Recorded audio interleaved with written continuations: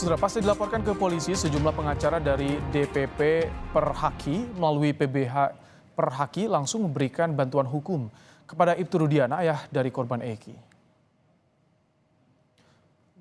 Elsa Syarif yang merupakan tim kuasa hukum menyebut Rudiana dan keluarga patut mendapatkan keadilan.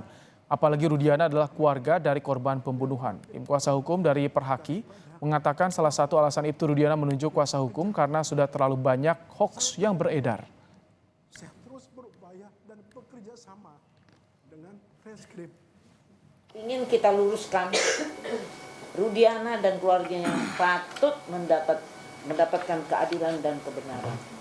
Itulah kami berjuang sampai kapanpun kita berjuang. Dan saya sudah membuat flowchart apa yang sebenarnya terjadi. Dan kami tidak akan goyah karena kita tadinya kan pencari fakta. Setelah kita lihat, oh yang mana yang benar itu kita tahu sekarang. Jadi kita tidak tergoyahkan, Perhaki tidak akan tergoyahkan. Kita di pihak korban dan kita mohon didukung dengan doanya saja. Untuk merubah cara berpikir publik bahwa ini korban, jangan jadi dikorbankan lagi. Cirebon oleh Pak Rudiana timnya kepada Charles itu kan langsung mengaku, kan ada dibikin itunya notolonya sebelum di BAP. Begitu yakin, dan yang ngomong kan mereka yang bicara. Jadi Anda jangan deh Rudiana di seolah-olah membuat satu rekayasa 11 orang begini-begini, nggak mungkin. Itu cerita dari pihak itulah yang saya bilang jadinya.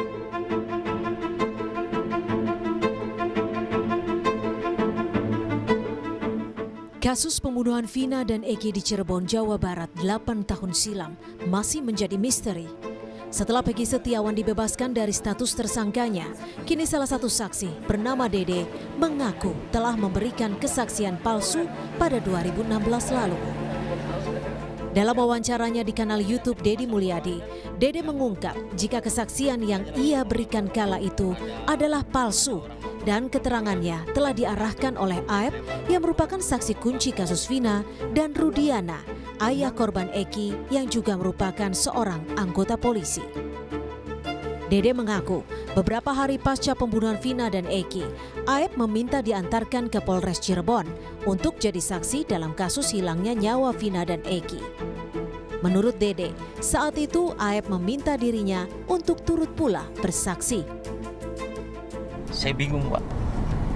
Saya bilang, apa ini nggak keberatan, kata saya. Kata dia, ya udah ngikutin aja, katanya.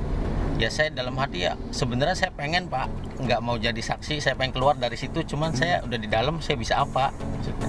Sudah di dalam kan ya. Kamu bukan terposisi terdakwa, bukan Iya. posisi tersangka. Cuman saya bingung, sebelumnya saya takut, ada rasa takut, ada rasa kan saya takut. kan istilahnya nggak ngerti hukum, Pak. Ngomong saksi kamu palsu nggak? Palsu, Pak. Saya bilang palsu. Kamu bohong di depan penyidik. Bohong saya. Kenapa kamu bohong di depan penyidik? Ya karena saya disuruh, Pak. Disuruh oleh siapa? Disuruh dengan Aep sama Pak Rudiana. Agar jangan. Hingga kini peran Ibtu Rudiana, ayah korban Eki, masih menjadi pertanyaan. Sejumlah pihak mendesak Ibtu Rudiana muncul ke publik dan menjelaskan sejauh mana dirinya memegang kendali atas kesaksian yang menyebabkan para terpidana menjalani hukuman penjara seumur hidup. Kuasa hukum 7 terpidana dalam kasus Vina, Otto Hasibuan, menyatakan ada indikasi kekeliruan dalam menangani kasus pembunuhan Vina dan Eki. Hal ini bisa dibuktikan dengan dikabulkannya pra-peradilan Peggy Setiawan. Otto bilang, jangan sampai polisi melakukan kesalahan dalam penanganan kasus Vina akibat adanya kesaksian palsu. Sudah ada putusan yang membatalkan penetapan tersangka, ini kan suatu indikasi yang kuat, ya. Indikasi yang kuat untuk menunjukkan ada kekeliruan. Jangan sampai polisi ini melakukan kesalahan karena adanya saksi-saksi bersaksi palsu. Kasihan polisi kan? Ya kan? Kalau sampai kesalahan polisi ini karena ada kesaksian palsu dari saksi, ini kan kasihan kepolisian. Jadi kita lihat juga gitu loh. Itu tujuan kita gitu loh. Dalam kesaksian di putusan hakim tahun 2016, Dede bersama Aep disebut memberikan keterangan yang mengaku menyaksikan insiden pelemparan batu sepeda motor Eki dan Vina. Berdasarkan kesaksian inilah, 8 orang menjadi terpidana dalam kasus ini. 7 diantaranya masih mendekam di penjara dengan hukuman seumur hidup. Tim Liputan, Kompas TV. Dalam pernyataan terbaru, Dede mengaku bersalah karena memberikan keterangan palsu atas arahan dari Aep dan Ibtu Rudiana. Hal ini disampaikan bersama Otto Hasibuan, kuasa hukum terpidana kasus Vina dalam konvers sore ini. Dede mengaku siap dengan segala risiko yang terjadi. Ya. Kamu kan tadi mengaku sudah bersalah melakukan memberikan keterangan palsu dulu atas arahan daripada Aep dan juga Rudiana.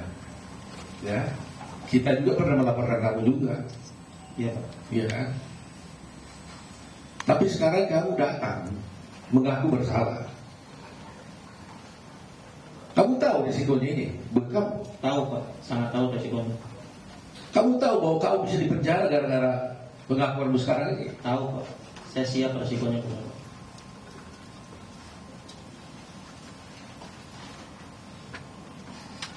7 orang ini di dalam penjara gara-gara kamu. Iya Pak.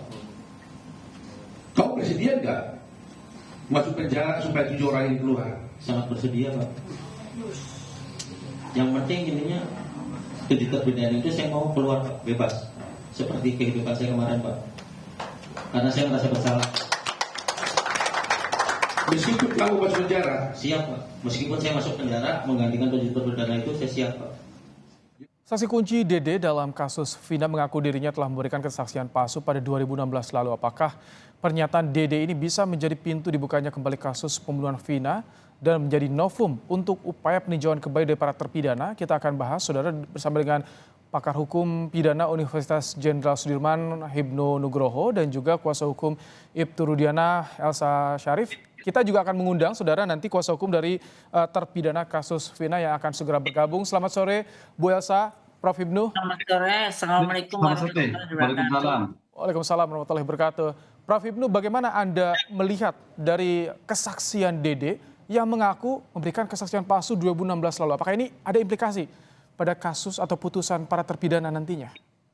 Ya, ini kan kesaksian disampaikan di luar sidang. Sedangkan kesaksian pada waktu itu disampaikan dalam sidang. Kesaksian dalam sidang itu sudah disumpah loh Mas. 1.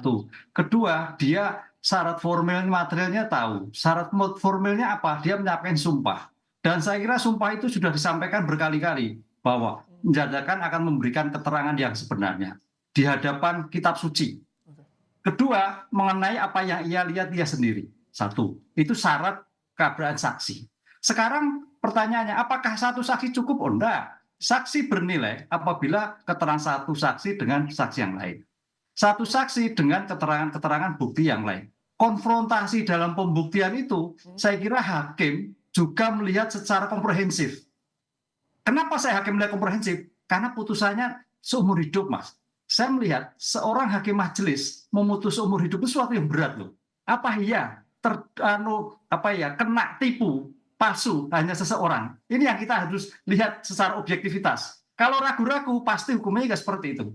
Disinilah saya kira kita harus melihat secara objektif, majelis yang kita memutus ketika itu melihat suatu persidangan yang saya kira melihat suatu komprehensif bukti yang diselesaikan. Prof. Hibnu, yang ditemukan. maaf saya gitu. potong, tapi ini Dede, Aep dan juga Ibtu Rudiana dilaporkan ke Barreskrim. Artinya Dede ini kemungkinan akan bisa dipanggil ke Barreskrim nanti memberikan kesaksian yang saat ini ia kemukakan. Apakah itu akan berpengaruh? Ya, bisa berpengaruh, bisa tidak. Tidak berpengaruh kalau tidak didukung bukti yang lain. Tadi saya katakan, dalam suatu nilai bukti tidak berdiri sendiri. Dalam nilai bukti harus berkaitan dengan yang lain. Tidak berpengaruh, tidak berkait. Berpengaruh kalau sampai Dede, Aep itu melakukan bukti-bukti yang lain. Jadi hanya disampaikan dalam podcast, tapi bukti yang lain apa? Bukti fisiknya apa? Keterangan yang bagaimana? Korelasi yang terjadi seperti apa? Itu harus dilakukan. Jadi tidak bisa hanya menyampaikan seperti itu, Mas. disinilah saya kira nanti testimoni-testimoni itu tidak akan berguna ketika tidak didukung bukti-bukti yang dituangkan oleh Dede atau yang ditemukan Dede di persidangan ketika itu. Baik, Bu Elsa, dengan mulai banyaknya gelombang kesaksian-kesaksian yang kini mulai menunjukkan Ibtu Rudiana, bagaimana kuasa hukum merespon? Apa upaya yang akan dilakukan oleh kuasa hukum dalam waktu dekat soal ini, Bu Elsa? Ya, saya kan akan menjelaskan bahwa dari awal pembunuhan ini berencana dan kemudian secara kejam mereka merekayasa seolah-olah terjadi kecelakaan. Jadi ini luar biasa kejahatannya ya. Dan kemudian sehingga sempat dikubur dulu tanggal 27 kejadian, tanggal 28 dikubur, setelah dipikir dilihat barang bukti, motor tidak ada yang rusak, helm sengaja dipakaikan juga bagus, handphone bagus. Jadi insting dari seorang penyidik bahwa dia melihat begitu hancurnya anaknya itu, rahang patah dan semuanya, gigi ambrol segala. Kan kalau misalnya jatuh ya depannya aja yang hancur, belakangnya enggak. Ini muka, belakang, semua badan hancur ya, udah kayak dipukul kayak itu kondisi saat itu Bu Elsa ya? Baik. Iya, itu kan ada visum ya. Kita Jadi kan dengan membaca banyaknya saat ini kesaksian yang bilang kalau mereka diarahkan oleh Ibtu Rudiana untuk kasus ini? Iya, kan kalau memang kan mereka, saya perbandingkan, sedangkan terdakwa terpidana aja waktu diperiksa di Polda Jabar disuruh rekonstruksi aja nggak mau, ya berarti ada didampingi lawyer, dia ada keberanian, tidak tertekan. Kemudian dia melakukan pra peradilan, kemudian ditolak, dia bersidang. Di sidang pun bikin eksepsi. Begitu itu dia bisa mencabut BAP-nya, ya. Itu terdakwa loh pada saat itu. Sekarang saksi itu menjelaskan dengan bebas di bawah sumpah. Itu yang bertanya eksaminasinya dari majelis 3 orang, udah itu asalnya berapa orang, lawyernya berapa orang. Nah, bagaimana bisa mengatakan udah inkrah 8 tahun kemudian tiba-tiba rame-rame mengatakan. Tapi ketika mulai banyak di luaran keterangan-keterangan yang saat ini sudah mulai memojokkan Ibtu Rudiana, apakah Ibtu Rudiana mau untuk memberikan keterangan juga kepada publik atau siap akan dalam waktu dekat bersedia diperiksa oleh internal polisi pasca banyaknya saat ini kesaksian-kesaksian? Ya, sekarang saya sampaikan, Rudiana adalah seorang polisi aktif, tidak bisa sembarangan memberikan keterangan.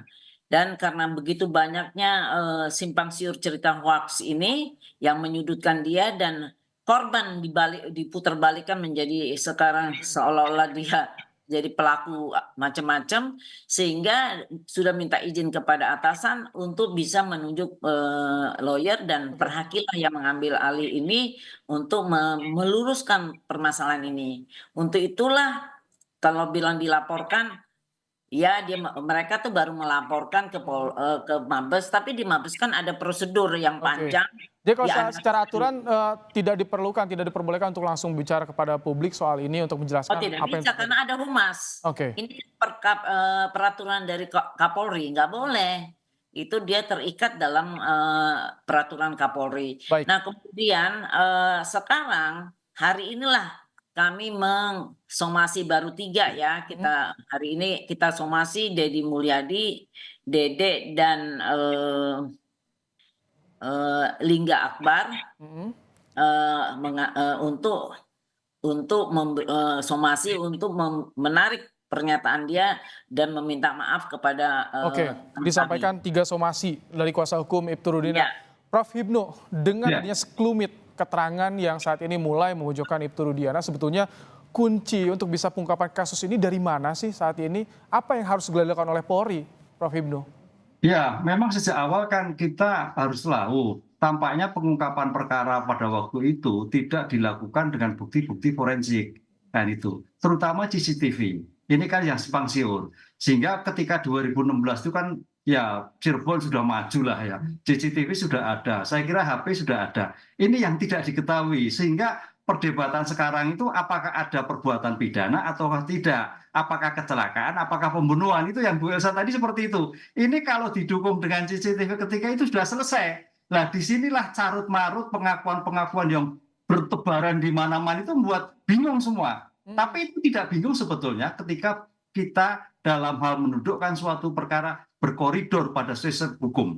Misalkan tadi keterangan testimoni, oke testimoni, apakah testimoni itu didudukkan dengan bukti? Apakah testimoni itu berkaitan dengan suatu rangkaian ketika itu dengan bukti-bukti cukup? Nah, ini yang harus dilakukan. Sehingga jangan sampai testimoni-testimoni dijadikan liar. Nah, kita kembali pada asas hukumnya. Bagaimana suatu saksi bernilai? Syarat 1, syarat 2, syarat 3. Bagaimana bukti bernilai? Syarat 1, syarat 2, syarat. Ini yang kita kembalikan. Sehingga kalau dikali betul. Baik, ini kan sudah ada instruksi dari Kapolri. Itwasum, Propam turun, laporan ke Barreskrim juga sudah. Tapi saat ini kuasa hukum sudah ditunjuk Ibtu Rudiana, tapi belum muncul ke publik, belum ada diperiksa. Bagaimana Anda melihat dari kasus ini, Prof. Ibnu? Iya, makanya tadi kasus ini diperiksa agar kembali lagi dari nol untuk pengungkapan seperti ini. Karena kalau tidak nol, agak repot. Nol bagaimana suatu pemeriksaan terjadi, TKP terjadi, ya CCTV ataupun bukti-bukti pendukung yang lain harus jelas. Sehingga ini tidak menjadi liar ceritanya, Mas. Perintah Kapolri itu pemeriksa ulang semuanya, termasuk penyidiknya, termasuk pengungkapannya dan sebagainya. Jadi jangan setengah-setengah. Ini tampaknya diskusinya setengah-setengah kan, tidak dari awal TKP, misalkan di mana terjadi, bagaimana terjadi, pakai apa yang terjadi, bagaimana terjadi, siapa yang melakukan, tempatnya dilakukan, alat apa yang dilakukan. Ini nggak muncul yang sampai sekarang. Oke, Bu Elsa, saat ini bukti yang dikantongi oleh kuasa hukum untuk menguatkan kalau Ibtu Rudiana tidak bersalah, tidak ada peran tertentu di kasus ini, apa saja? Banyak sekali, dan saya sudah bikin flowchart kasus ini sendiri ya. Jadi saya sudah yakin bahwa klien saya tidak melakukan itu. Klien saya itu pangkatnya nggak tinggi, Mas. Dia cuman itu, dan perkaranya perkara hanya 3 hari di Polres Cirebon, kemudian ditarik ke Polda karena ternyata tadinya dikira kecelakaan, ternyata tidak, ya. Dan terus pengangkatan jenazah yang sudah dikuburkan, terus di 9 hari kemudian itu perintah semua dari Polda. Kalau soal intervensi pada saat penyelidikan itu bagaimana? Karena kan Ibtu Rudiana memegang bidang narkoba, tapi masuk di ranah reskrim, itu banyak pertanyaan seputar itu. Bu Elsa, seperti apa keterangan dari Ibtu Rudiana kepada kuasa hukum? Saya jelasin, saya justru mau rinci ya. Itu tanggal 27 kejadian, dibilang terus tanggal 28 dikuburkan karena dibilang kecelakaan. Setelah itu, setelah dilihat tidak masuk akal, kemudian dapatlah berita dari AEP dan Dede bahwa ada terjadi kejar-kejaran, lempar batu dan segala rupa terhadap motor yang ini dikendarain. Dan jangan pikir masih selain Aib dan Dede, masih ada lagi saksi-saksi lain yang mengetahui bahwa terjadi ada kayak tawuran itu, ya. Ini ada saksi lain. Atasan dari Ibtu Rudiana apakah sempat diperiksa juga yang bertanggung jawab langsung? Saksi-saksi lain? Enggak, atasan Ibtu Rudiana yang menangani kasus saat itu, apakah juga pernah diperiksa juga internal oleh Polri? Kemarin ini kan diperiksa semua, asistensi dari Mabes Polri, Kompolnas, semuanya sudah turun, dan karena menerima dari banyak masalah-masalah viral ini, Rudiana sudah diperiksa di Propam. Tapi itu berdasarkan BAP 2016, Bu Elsa ya? Bukan, kan diperiksanya baru. Jadi kan semuanya sudah diperiksa. Dan sudah dinyatakan Rudiana tidak menyalahi prosedur karena dia cuma sebagai pelapor. Dan juga di Polres Cirebon itu hanya 3 hari. Kemudian ditarik di Polda. Seluruhnya adalah penyidikan di Polda. Nah, kita jangan bicara Rudiana aja ya. Karena kalau dicabut, sekarang ini kita sibuk mengamankan saksi-saksi kunci. Boleh dicabut satu-satu saksi kita. Tapi kan Tidak Oke. semuanya mau Baik. mencabut. Dan kemudian Baik. kalau memang benar si Dede itu atau Lingga Akbar bilang dia memberi keterangan palsu, Mhm. kan dia dalam keadaan bebas. Setelah itu kenapa baru sekarang dia baru nyambut-nyambut setelah Oke, viral? kami tangkap. Ada sudah Saya- disampaikan juga saya, ya, somasi oleh kuasa aneh hukum gitu loh. yang ini harus dijawab oleh tadi 3 pihak tadi. Prof Hipnu, dengan banyaknya saat ini simpang siur, singkat saja, bagaimana Itwasum, Propam dan Bareskrim dalam bertindak untuk saat ini agar terungkap terang, Prof? Ya, saya sepakat dari Bu Elsa tadi bahwa ini bukan seorang Ibtu Rudiana, tapi adalah penyidikan. Penyidikan itu adalah institusi. Nah, itu. Siapa institusi yang dilakukan? Memang pada waktu itu mungkin Ibtu Rudiana. Ingat loh, seorang polisi itu adalah dalam konstitusi sebagai penegak hukum, sebagai pengayom, pelindung, penegak hukum. Sehingga pangkat apapun itu sebagai polisi. Nah, kebetulan ini polisi sebagai korban, kan gitu. Oleh karena itu, dengan pangkat apapun sebagai penegak hukum, wajib menyerahkan kepada penyidik yang berwenang. Oke. Nah, dalam hal seperti ini saya kira lembaga, siapa Polda Jawa Barat yang melihat bahwa sejauh mana profesionalisme penanganan perkara tersebut. Gitu Mas. Oke, kami tangkap. Terima kasih Ya. untuk pandangan Anda, Prof Hipnu, Bu Elsa Syarif. Terima kasih juga telah bergabung bersama kami di Kompas Petang sore hari ini.